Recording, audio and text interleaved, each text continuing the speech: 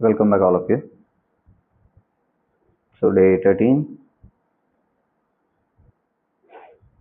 So mathematics సెక్షన్లో మనం ఈరోజు ఓవరాల్ నంబర్ సిస్టమ్ అయిపోయిందండి. సో అర్థమెటిక్స్లోకి వచ్చాం. సో అర్థమెటిక్స్ అంటే ఏమేమి ఉంటాయి మనకి?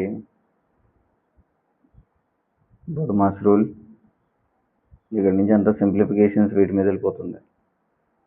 రేషియో అండ్ ప్రపోర్షన్, రేషియోస్ ఉంటాయి, అండ్ రేషియోస్లో డైరెక్ట్ అండ్ ఇన్వర్స్ ప్రపోర్షన్స్ ఉంటాయి, and then comparing quantities using ratios, proportion, percentages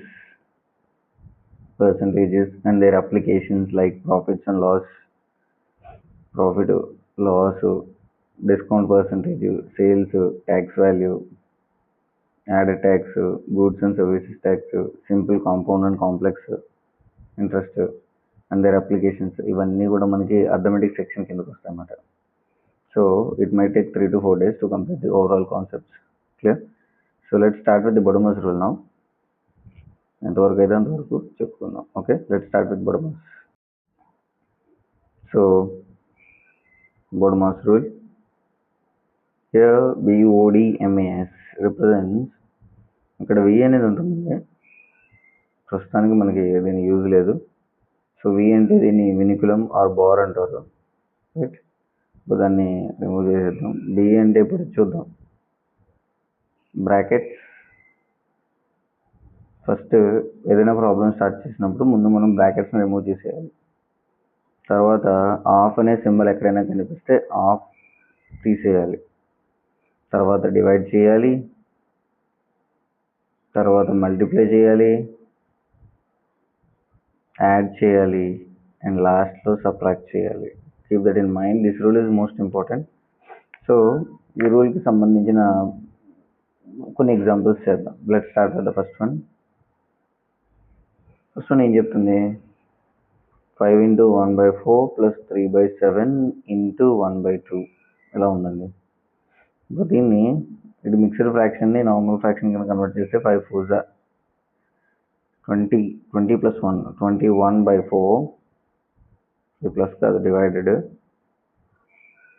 divided by 3/7 into 1/2.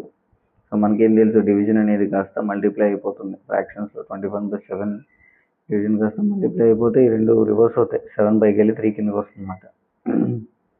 21/4 4 కదా, ఇంటూ 7/3 ఇంటూ 1/2. సో ముందు మనం ఏం చేయాలి?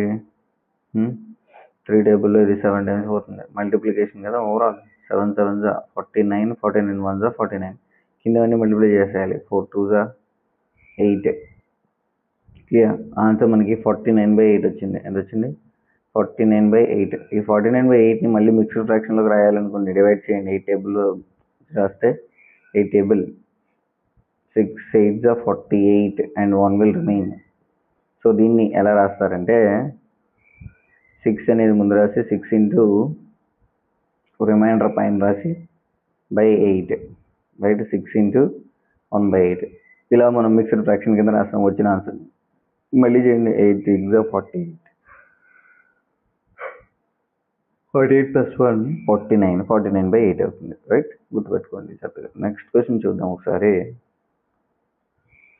సో ఎలా ఇచ్చాడంటే వీడు question, bracket 1 into 29/36 plus 4 into 1/8 plus, it's not a plus, into 1 into 7/11 ఇదో ఒకటి ఇచ్చి plus 5 into 1/9 minus 7 into 7/8 plus 9 into 9/20 ఇచ్చాడు. ఇప్పుడు దీన్ని మిక్స్డ్ ఫ్రాక్షన్స్ నార్మల్ ఫ్రాక్షన్ కింద కన్వర్ట్ చేసేద్దాం. 36 1 36, 36 plus 29 65/36 plus 4 8s 32, 32 plus 1 33/8 into 11 plus 7 18/11 is overall, plus 9 5s 45 plus 1 46, 46/9 minus 8 7s 56 plus 7 63/8 plus 29s 180 plus 9 189/20. So మనకి mixed fraction normal fraction convert చేస్తే ఇలా వచ్చిందండి. ఇప్పుడు ఓవరాల్ మల్టిప్లై చేసేయండి, ఇది రెండు మల్టిప్లై చేసేసారు అనుకోండి. సో మనకి సింపుల్ ఫ్రాక్షన్లో ఎలా వస్తుందంటే అది నేను నెక్స్ట్ పేజ్లో కంటిన్యూ చేస్తాం. సో 65/36 ప్లస్ 33 into 18 అంటే మనకి 27. Okay, 33 into 28. ఇప్పుడు ఈ రెండింటిని క్యాన్సిల్ చేసేయచ్చు. ఇప్పుడు 33/8 into 18/11 ఉందండి ఇందాక. 11 టేబుల్ 1 జార్, ఇది 3 జార్ అయిపోతుంది కదా. సో నెక్స్ట్ ఇవి రెండు కూడా క్యాన్సిల్ చేయొచ్చు కదా 2 టేబుల్లో. 2 table it goes for 4 times and it goes for 9 times. So 9 27/4 ఎంత వచ్చింది? 27/4. సో చిన్న దాన్ని తీసుకొచ్చేసాం. ప్లస్ 46/9 డిస్టర్బ్ చేయకండి, మైనస్ అలా ఉంచండి. ఇప్పుడు ఇవి రెండు ఉన్నాయి. ఏమున్నాయంటే ఇవి 63/8 into 20/189 ఉందండి. సో ఇవి రెండు నార్మల్ క్యాన్సిల్ అవుతాయి కదా. ఇంకా 2 table it goes for 4 times, it goes for 10 times.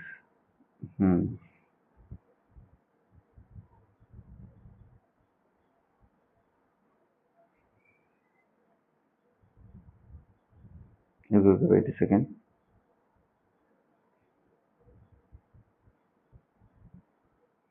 ఇక్కడ సింబల్ ఇంటూ కాదు, డివిజన్ ఉంది, చాలా జాగ్రత్తగా చూసుకోండి. 189/20 ఉందండి. అప్పుడు డివిజన్ సింబల్ పోతే మల్టిప్లికేషన్ సింబల్ అవుతుంది. అప్పుడు 63/8 into 20/189 వస్తుంది అన్నమాట. సో ఇప్పుడు మనం క్యాన్సిల్ చేసుకోవచ్చు. క్యాన్సిల్ చేస్తే 2 table it goes for 4 times and it goes for 10 times అండి. 2 table 2 times 5 times. 3 table it goes for 21 times. 3 table it goes for 63 times. 3 table it goes for 7 times, and again 21 times. 7 and 21. 7 table it goes for 1 time, it goes for 3 times. చాలా చిన్నగా వచ్చేసింది. ఇక్కడ మిగిలింది ఏముంది పైన? 5 పైన మిగిలింది. కింద మిగిలింది 3, 1, 2, 1 మిగిలింది. 3, 2, 6. క్లియర్? సో 46/9. ఇప్పుడు దీన్ని సింపుల్ ప్యాటర్న్లో రాసుకుందాం జాగ్రత్తగా. ఏం మిగిలింది ఇప్పుడు మనకి ఫైనల్? 65/36 plus 27/4 plus 46/9 minus 5/6. ఇది మిగిలిందండి. ఇప్పుడు ఇక్కడ ఎల్సిఎం చేస్తారు అనుకోండి, 36కి 4కి ఎల్సిఎం చేస్తే 36 వస్తుంది. మళ్ళీ 65 ప్లస్ 27 టేబుల్లో 4 టేబుల్లో 36 ఎన్ని టైమ్స్ పోతుంది? 8 times కాదు, 9 times. 9 4 36. ఇప్పుడు 9 into 27 చేశారు అనుకోండి, మనకి 243 వస్తుందండి.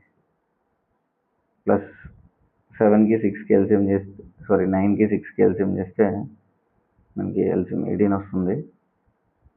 సో 46 యాజ్ ఇట్ ఈజ్ రాస్తాం. సో 46 9 టేబుల్లో 18 2 times కదా. 46 into 2 ఎంత అవుతుంది? 92 minus 5 table 5 as it is కదా. 6 టేబుల్లో 18. 6 3 5 3 15. క్లియర్? సో 65 ప్లస్ 243 ఎంత అవుతుంది చెప్పండి? 308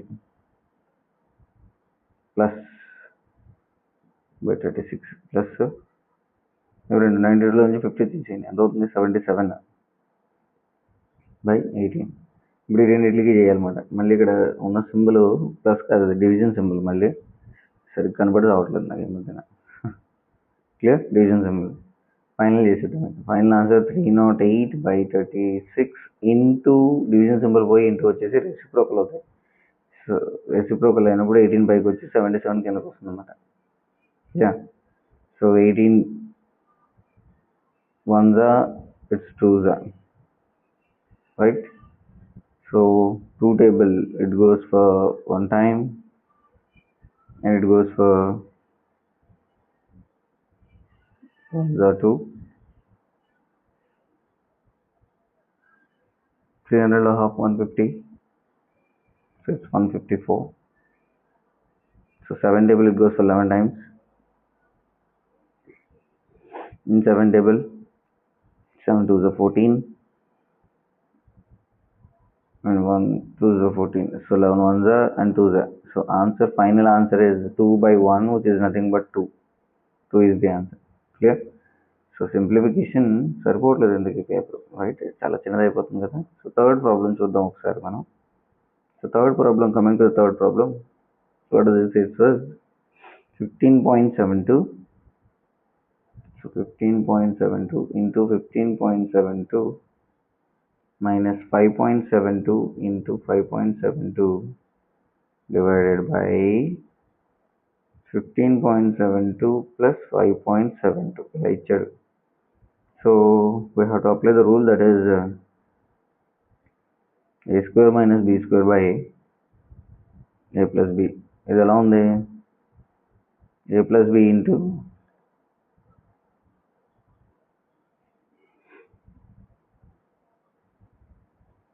a minus b by a plus b. So a plus b cancel అయిపోతే a minus b మిగులుతుంది మన ఫైనల్గా.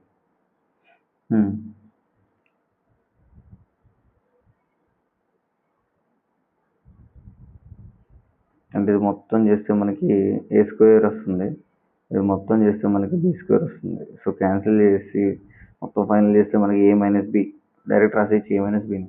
సో ఏ మైనస్ బి చేసేయచ్చు. అంటే 15.72 మైనస్ 5.72 ఎంత వస్తుంది? రెండింటిని సబ్ట్రాక్ట్ చేస్తే 10 వస్తుంది. 72 మైనస్ 72 0 అయిపోతుంది. 15 మైనస్ 5 10 అవుతుంది, right? 10 is the answer. Clear? So next పెద్ద క్వశ్చన్ ఇచ్చాడు, జాగ్రత్తగా చూడండి. ఆన్సర్ మాత్రం చాలా చిన్నగా చేసేయచ్చు. క్వశ్చన్ ఒకసారి జాగ్రత్తగా ఎక్కిస్తాను చూడండి. 1.5 whole cube plus 4.7 whole cube plus 3.8 whole cube minus 3 into 1.5 into 4.7 into 3.8 divided by ఇంకేమిచ్చాడు 1.5 whole square plus 4.7 whole square plus 3.8 whole square minus 1.5 into 4.7 into 3.8 minus 1.5 into 3.8. So this is the overall question. చేయండి అని అడిగాడు. ఇది ఎలా ఉందంటే పైది a cube plus b cube plus c cube minus 3abc divided by కింద ఎలా ఉందంటే a square plus b square plus c square minus ab minus bc minus ca. అంటే పైదేమో a plus b plus c whole cube కింద ఉంది, కిందది a plus b plus c whole square ఉంది. Square ఇందులో క్యాన్సిల్ అయిపోతే ఇంకా a plus b plus c మిగులుతుంది, అంతే కదా. సో మూడింటిని ప్లస్ చేస్తే సరిపోతుంది. First 1.5 plus 1.7 plus 3.8. ఓకే, ఈ మూడింటిని ప్లస్ చేసామనుకోండి 1.5 ప్లస్ 1.7 ప్లస్ 3.0 మనకు వచ్చే ఆన్సర్ ఎంత వస్తుందంటే 10 వస్తుంది. Clear? So simple pattern, formulas గుర్తొస్తే ఆ టైంలో మనకి చాలా యూజ్ అవుతుంది అన్నమాట. ఓకేనా? సో ఈ ప్యాటర్న్లో ఇంకా లాస్ట్ క్వశ్చన్ చూద్దాం మనం. సో క్వశ్చన్ ఏంటంటే ఇక్కడ ఏం ఇవ్వలేదు, question mark. So 324 equal to 576 by మళ్ళీ క్వశ్చన్ మార్క్ ఇచ్చేసాడు. మనం ఏం చేద్దాం, ఎక్కడైతే క్వశ్చన్ మార్క్ ఉందో దాన్ని ఎక్స్ అనుకుందాం. X by 324 is equal to 576 by X. So రెండింటిని క్రాస్ మల్టిప్లై చేస్తే X into X is equal to 576 into 324. So X square is equal to 324 into 576. ఏది రాసిన ఒకటే, స్క్వేర్ రూట్ అప్లై చేస్తాం అనుకోండి రూట్ అయిపోతుంది. So x is equal to 324ని 18 square రాసుకోవచ్చు ఇంటూ 576ని 24 స్క్వేర్ రాసుకోవచ్చు. సో స్క్వేర్ రూట్ క్యాన్సిల్ అయిపోతే 18 into 24 x is equal to 432. Clear? మనం already squares and cube roots దగ్గర 1 to 50 స్క్వేర్స్ యొక్క ట్రిక్ చెప్పాం. 1 to 50 స్క్వేర్స్, రైట్? సో మీరు 1 to 100 వరకు నేర్చుకోవాలి. సో మనం వీలైతే 1 to 100 వరకు కూడా ట్రిక్స్ చెప్తాం. ఓకేనా? సో నెక్స్ట్ టాపిక్లోకి వెళ్దాం మనం. సో రేషియో అండ్ కంపారిజన్ గురించి చూద్దాం. రేషియో అంటే ఆర్డర్డ్ కంపారిజన్ అమ్మా. Ratio and comparison and also ratio and proportion అంటాం మనం. సో రేషియో అంటే ordered comparison of quantities of the same units. రెండు ఒకే రకమైన యూనిట్స్ ఉంటాయి కదా, వాటిని రేషియోలో కంపేర్ చేస్తూ ఉంటే దాన్ని మనం ordered comparison, right, which is called ratio. So ఏవైనా రెండు క్వాంటిటీస్ని మనం రేషియో చేస్తున్నాం అనుకోండి, ఏ మరియు బి అనే క్వాంటిటీస్కి, వాటి రేషియోని మనం A/B అని రాస్తాం. లేదు వెర్బల్ ఫామ్లో రాస్తే A/B, రైట్, ఇలా అంటన్నమాట. అంటే వెర్బల్ ఫామ్లో రాస్తే A/B, నార్మల్ సింబాలిక్లో రాస్తే మాత్రం A/B. క్లియర్? సో ఇక్కడ A/Bలో ఫస్ట్ ఏని ఏమనిపిస్తారంటే ఫస్ట్ టర్మ్, ఈ ఫస్ట్ టర్మ్ని A/Bలో ఫస్ట్ టర్మ్ని ఏమని పిలుస్తామంటే మనం యాంటీసిడెంట్. ఏమంటాం దీన్ని? Antecedent, right. B is called second term or consequent. ఏమంటారు దీన్ని? Second term or consequent, antecedent or consequent. ఇప్పుడు the ratio of two quantities ఏవైతే A/B ఉన్నాయో మనకు ఐడియా ఉన్నాయి కదా, సింబాలిక్ ఫామ్లో A/B అని రాస్తాం, రైట్. అదే వర్బల్ ఫామ్లో అయితే A/B అని రాస్తాం. క్లియర్? ఓకే, బాగానే ఉంది. మరి ఒకవేళ దీన్ని ఫ్రాక్షన్లో రాయాలనుకోండి, A/B అని రాసుకుంటాం, గుర్తుపెట్టుకోండి. క్లియర్? ఓకే, ఇప్పుడు ఒకవేళ A/B అనే రెండు క్వాంటిటీస్ని, C/D అనే రెండు క్వాంటిటీస్ని రెండింటిని కంపేర్ చేయాల్సి వచ్చింది మనకి. అప్పుడు మనం A/B రాసి, రైట్, రిప్రజెంటేషన్ని మళ్ళీ డబుల్ పెట్టి ఇక్కడ C/D రాస్తాం అన్నమాట. This is the comparison of all 4 quantities, right.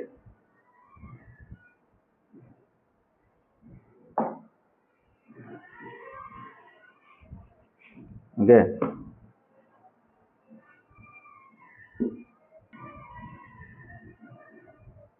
So ఇప్పుడు మనం కొన్ని ప్రాబ్లమ్స్ చేద్దాం దీనికి సంబంధించినవి. ఫస్ట్ ఒక ఆవిడ ఉన్నారండి, గీత అండ్ లక్ష్మి. సింపుల్గా చేసేద్దాం దీన్ని. గీత అండ్ లక్ష్మి ఇద్దరు కలిపి ఎంత గెలుచుకున్నారంట? 1050 రూపీస్ గెలుచుకున్నారంట. ఎంత గెలుచుకున్నారండి? 1050 రూపీస్. ఒక గేమ్ ఆడుతూ 1050 రూపీస్ గెలుచుకున్నారు. They agree to share the amount in the ratio. వాళ్ళిద్దరూ ఈ అమౌంట్ని షేర్ చేసుకుందాం అనుకున్నారు. ఏ రేషియోలో? 3:4 రేషియోలో షేర్ చేసుకుందాం అనుకున్నారు అన్నమాట. సో ఒక్కొక్కరికి ఎంత అమౌంట్ వస్తుంది అని అడిగాడు, రైట్. మనం ఇప్పుడు దీన్ని టోటల్ నెంబర్ ఆఫ్ పార్ట్స్ చేయాలి. First total number of parts చేయాలి. So 3 + 4 total number of parts ఎన్ని? 7 పార్ట్స్ అవుతాయి కదా. 7 పార్ట్స్లో ఇప్పుడు టోటల్ ఓవరాల్ వాల్యూని డివైడెడ్ బై 7 చేశారనుకోండి, మనకి 150 వస్తుంది. సో ఒక పార్ట్ వచ్చి 150 రూపాయలు. సో ఇప్పుడు గీతకి ఎన్ని పార్ట్స్ రావాలి? ఫస్ట్ ఆవిడ 3 పార్ట్స్ అనుకుంది కదా గీత. సో 150 కదా, నేను 105 రాశాను. 150 × 3 ఎంత వస్తుంది? 450 రూపాయలు వస్తుంది ఈ అమ్మాయికి. అదే లక్ష్మి 4 పార్ట్స్ ఉంది కదా, 150 × 4 చేస్తే ఎంత వస్తుంది? 600 వస్తుంది. టోటల్ చేస్తే 1050 సరిపోతుంది, right. So simple pattern. Question idea అంటే మనకి టకటక ఆన్సర్ వచ్చేస్తుంది అన్నమాట. చూసుకోండి నెక్స్ట్. సో ఇప్పుడు నేనేం అడిగాడంటే డివైడ్ ₹3600, 3600 రూపాయలు ఉన్నాయంట, between Satya and Vishnu. Vishnu వీళ్ళిద్దరి మధ్యలో ఈ అమౌంట్ని డివైడ్ చేయమంటున్నాడు. In the ratio 3:5. 3:5 ఈ రేషియోలో డివైడ్ చేయండి అని అడుగుతున్నాడు, right. Total number of parts చేద్దాం మళ్ళీ. 3 + 5 = ఎంత అవుతుంది? 8 అవుతుంది. సో 3600 డివైడెడ్ బై 8 చేయండి, ఎంత వస్తుంది అనుకుంటున్నారు? సో 3600 డివైడెడ్ బై 8 చేస్తే మనకి 450 రూపీస్ వస్తుందండి. ఎంత వచ్చింది? 450. ఇప్పుడు సత్యకి ఎంత వస్తుంది? సత్య యొక్క షేర్ ఏంటంటే 3 పార్ట్స్ కదా. సో 3 × 450 3 పార్ట్స్ కాబట్టి సో మనోడికి 1350 రూపాయలు వస్తుంది. బట్ విష్ణు 5 పార్ట్స్ కదా, 5 × 450 మన వాడికి 2250 రూపాయలు వస్తుంది. సో జాగ్రత్త చూసుకోండి. This is second question. Next question చూద్దాం. Next question, the income and savings of an employee are in the ratio. మనోడికి వచ్చే ఇన్కమ్ ఎంత ఉందంటే మనోడికి వచ్చే ఇన్కము అని ఎంత సేవ్ చేస్తున్నాడు అవి రెండు రేషియో ఇచ్చాడు. 11:2 అంటే 11 పార్ట్స్ వస్తుంటే 2 పార్ట్స్ సేవ్ చేస్తున్నాడు, మిగిలిన 9 పార్ట్స్ ఖర్చు పెట్టేస్తున్నాడు. If his expenditure is 5346,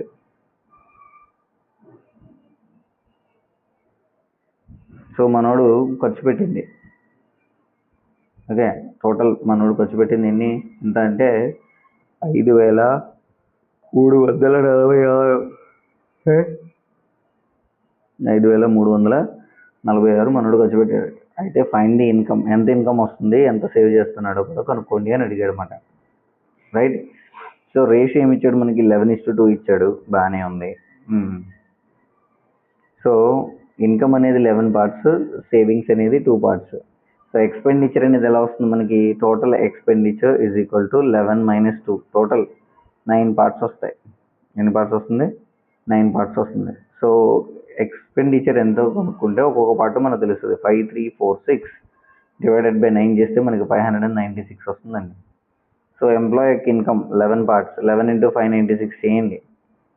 so his income ఎంత వస్తుందంటే ఇప్పుడు 6534. ఇంత సంపాదిస్తున్నాడు మావాడు. రైట్. సో ఎంత సేవ్ చేస్తున్నాడంటే 2 × 594, 1188 రూపాయలు సేవ్ చేస్తున్నాడు. ఓకేనా. సో జాగ్రత్త చూసుకోండి, మిమ్మల్ని కన్ఫ్యూజ్ చేయడానికి క్వశ్చన్స్ ఇలా అడుగుతుంటాడు. ఇప్పుడు నెక్స్ట్ లక్ష్మి వచ్చింది. లక్ష్మి ఏం చేసిందంటే 7 బుక్స్ కొన్నదంట, 7 books for a total of ₹56. ఎన్ని రూపాయలకి, 56 రూపాయలకి కొన్నది Lakshmi. And how much would she pay for just 3 books. అయితే 3 బుక్స్కి అయితే ఎంత పే చేయాలి అని అడుగుతున్నాడు. 3 బుక్స్కి అయితే సో 7 బుక్స్ కాస్ట్ మనకు తెలుసు కదా, 7 బుక్స్కి 56 రూపీస్. అయితే 1 బుక్ ఎంత అవుతుంది, 56/7 చేయండి, ఎంత వస్తుంది, 8 రూపీస్ వస్తుంది. సో 3 బుక్స్కి ఎంత అవుతుంది తెలుసు కదా, 3 × 8 చేశారనుకోండి 24 వస్తుంది. ఓకేనా, ఈజీ. సో నెక్స్ట్ క్వశ్చన్ చూద్దాం.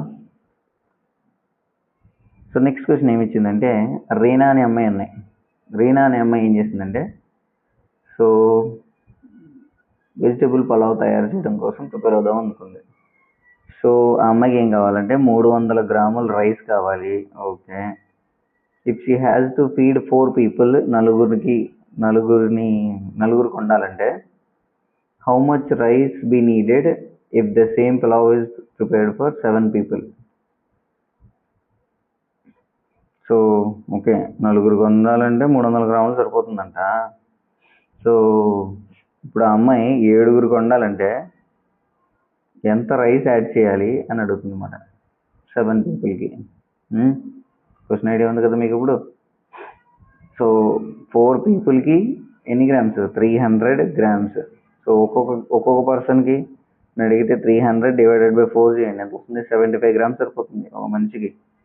So the quantity of rice needed for the preparation of 7 people అడిగాడు. 7 పీపుల్కి ఎంత అవుతుందంటే 7 × 75 ఎంత, 525 గ్రామ్స్ సరిపోతుంది.